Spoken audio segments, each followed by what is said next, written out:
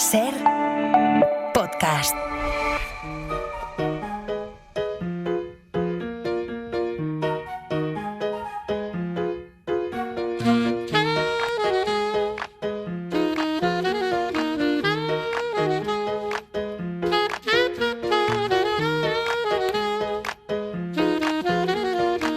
Coordenada 25, con Aimar Bretos.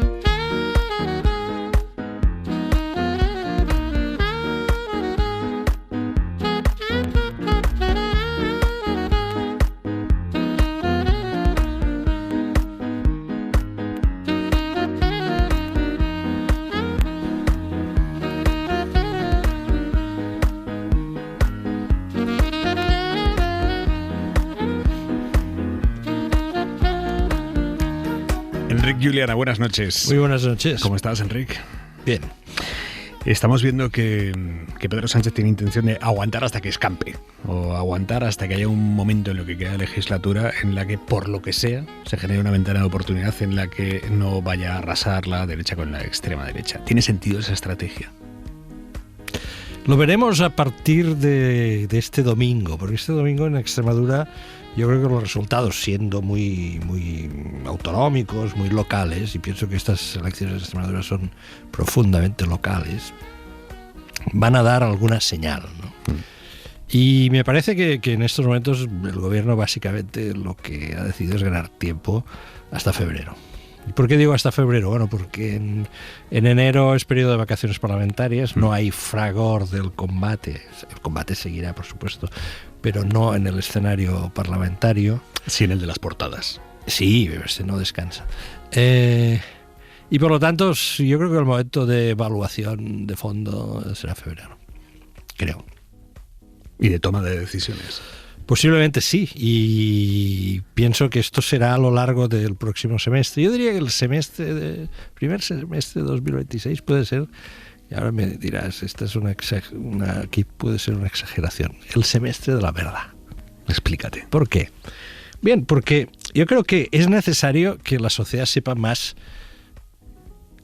lo que ha pasado, estos casos que han aparecido, y si aparecen otros, exactamente cuál es su dimensión real, cuál es su profundidad, cuáles son las responsabilidades, hasta dónde llegan.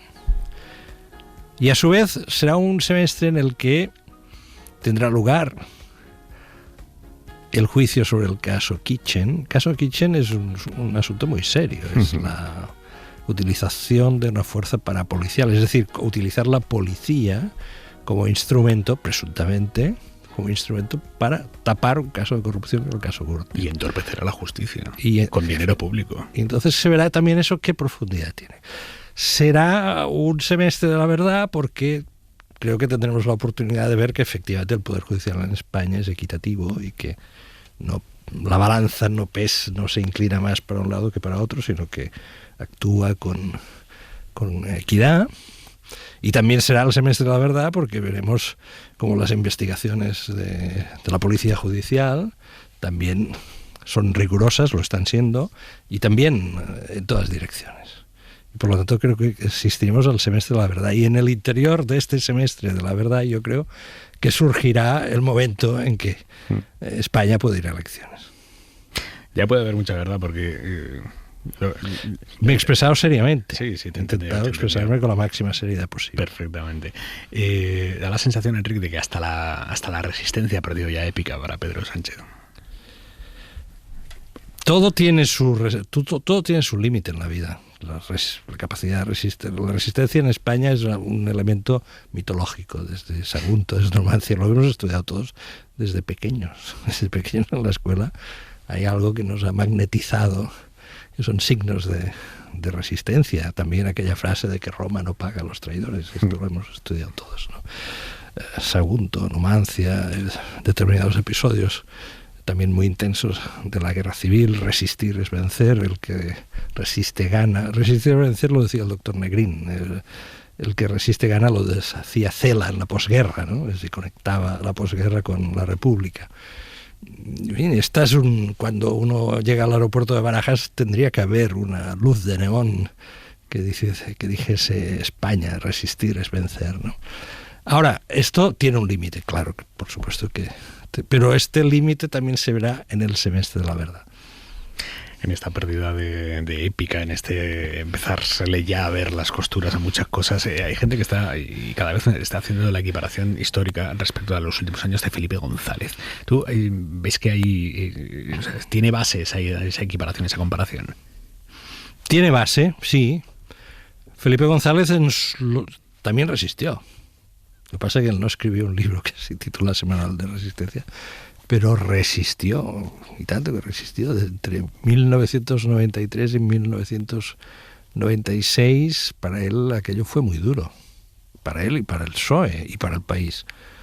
Porque, bueno, pues que sobre Felipe González pesaban en aquel momento Filesa, una empresa que servía de tapadera al PSOE para cobrar dinero de la banca y de grandes empresas a cambio de informes que no eran reales, una vía de financiación paralela.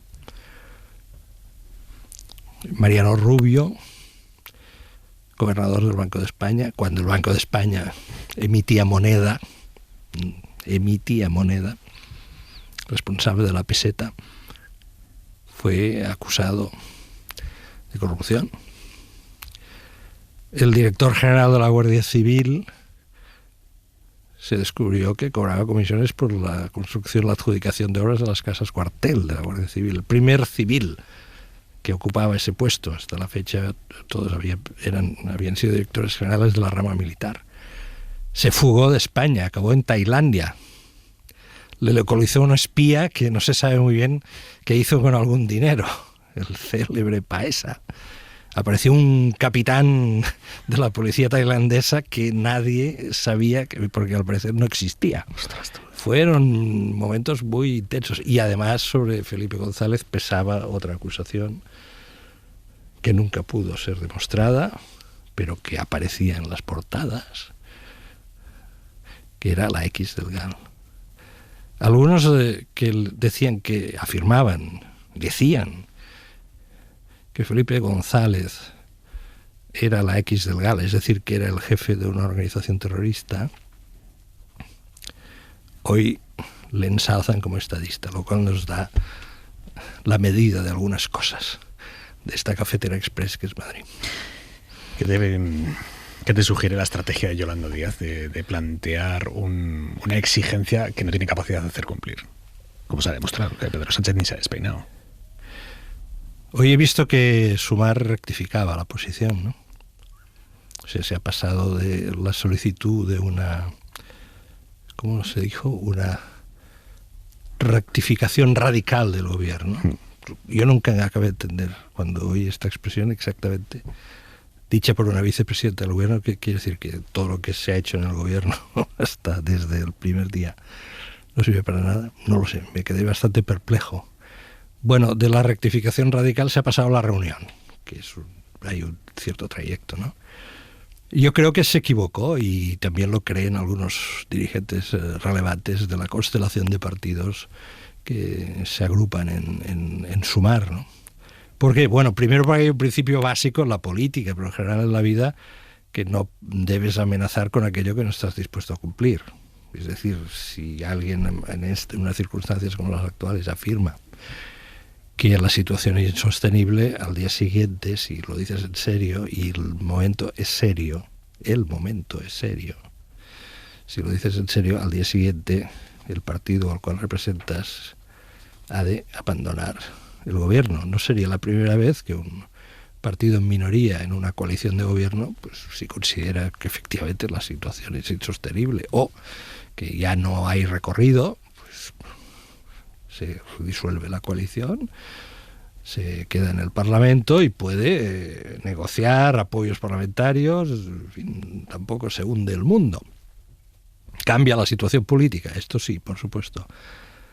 Pero lo que hemos sabido de inmediato es que Sumar nunca ha considerado la posibilidad, ni considera en estos momentos la posibilidad de abandonar el gobierno. Bueno, entonces si no se considera la posibilidad de abandonar el gobierno, lo razonable es que las exigencias sean proporcionales al fondo de la política, ¿no? Es decir, Sumar desea que el gobierno de coalición continúe. Por lo tanto, tus exigencias han de estar ajustadas a esta visión, lo que no se puede hacer porque el momento mediático, la emoción del momento, las cámaras de televisión exigen decir cosas y decir cosas que suenen y que resuenen, entonces cometer errores políticos. Y política, en momentos tan delicados como estos, los errores se pagan. Estamos contando hoy que hay miembros de algunos de los partidos que forman Sumar que no tenían idea de lo que Yolanda Díaz iba a plantear y que están ciertamente estupefactos con las dimensiones, las formas de lo planteado. Bueno, es que el propio sujeto político Sumar es un misterio. O sea, sabemos, Sumar es una plataforma, una coalición electoral que agrupa a diversos partidos, pero luego se creó una organización política específica que se llama Sumar, que tenía que liderar Yolanda Díaz, pero que luego abandonó. Y si no recuerdo mal, en un programa Hora 25, ella se refirió a Sumar como uno de esos partidiños que hay por ahí, ¿no? Todo es un poco esotérico. Es decir, todo ha de estar acompasado en la vida, ¿eh? Y en la política especialmente.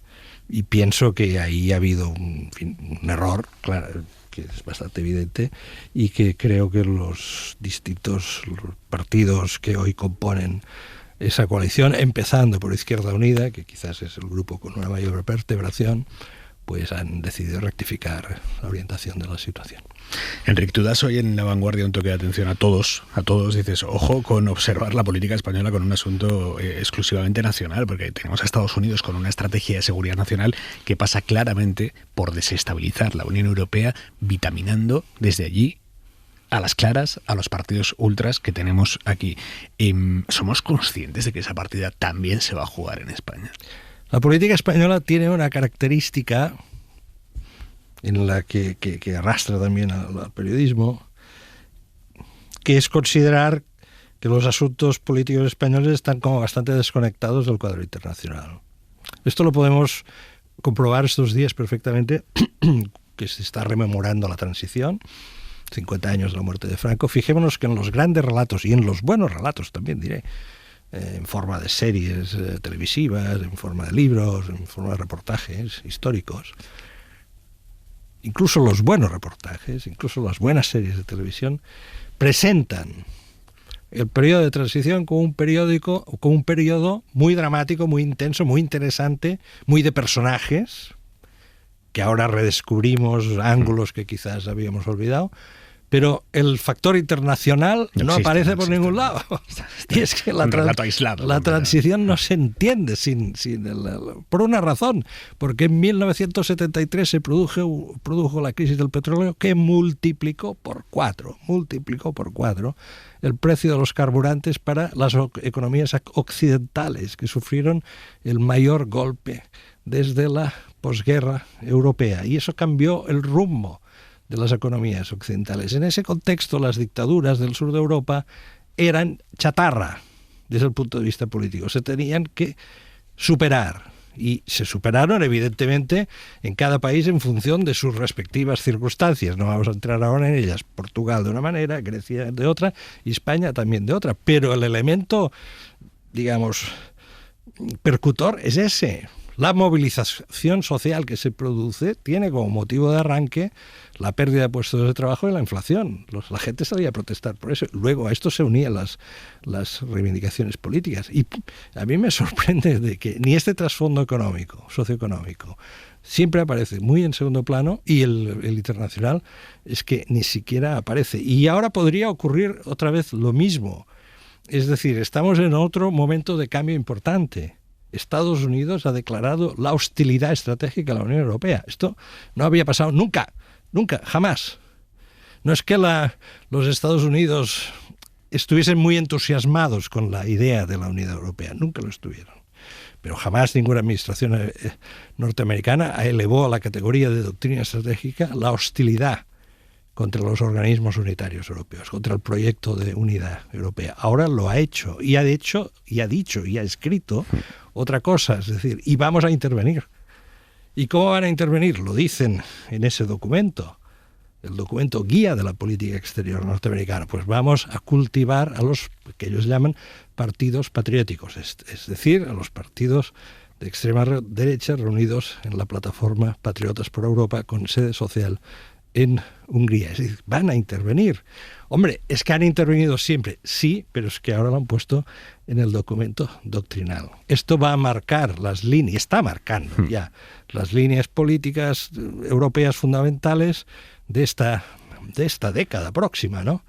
Y esto incumbe a España. Y evidentemente esto incumbirá al futuro gobierno de España, sea cual sea su signo o su mayoría. Esto va a ser muy importante. Lo que pasa, Enrique, que por ejemplo en Francia, Alemania, que son sin duda piezas de caza mayor para esa estrategia de influencia estadounidense aquí en Europa, de desestabilización europea desde Washington, en Alemania, en Francia, como te digo, hay unos actores claramente identificables que son actores de mucho peso ideológico, como pueden ser el partido de Marine Le Pen en Francia, como Alternativa por Alemania.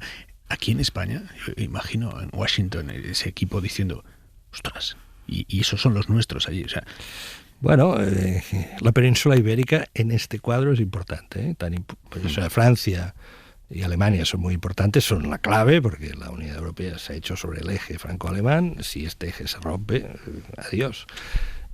Italia es importante, son 60 millones de personas, es importante en una posición, digamos, geopolítica muy importante en el centro del Mediterráneo, y España y la península ibérica. O sea, aquí hay que contar Portugal, hay que tener en cuenta también Portugal, y en Portugal también se está dirimiendo qué rumbo toma el país. Hay elecciones presidenciales en enero, creo que van a ser importantes realmente estas elecciones presidenciales portuguesas, ¿no?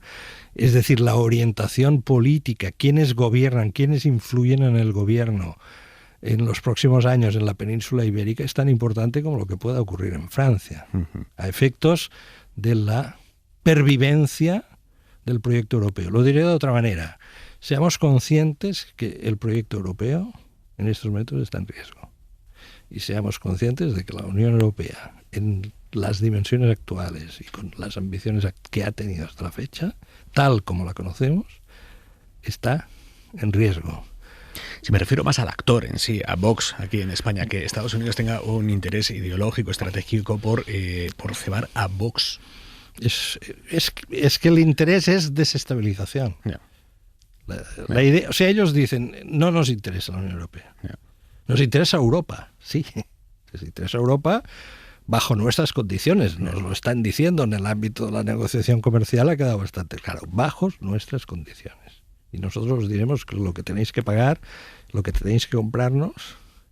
Y por lo tanto, para ellos ahora, la Unión Europea es un estorbo. Quieren eliminar esta mediación que han construido los europeos durante 30, 40 años. La quieren eliminar.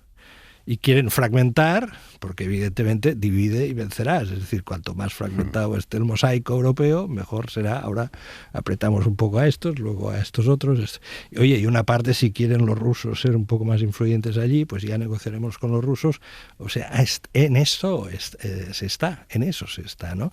Y entonces, lo que a mí me llama poderosamente la atención es que en estos momentos la política española de esto no habla, o habla muy poco. Por ejemplo, ¿qué opinión tiene el líder de la oposición sobre todos estos asuntos? Yo no lo conozco.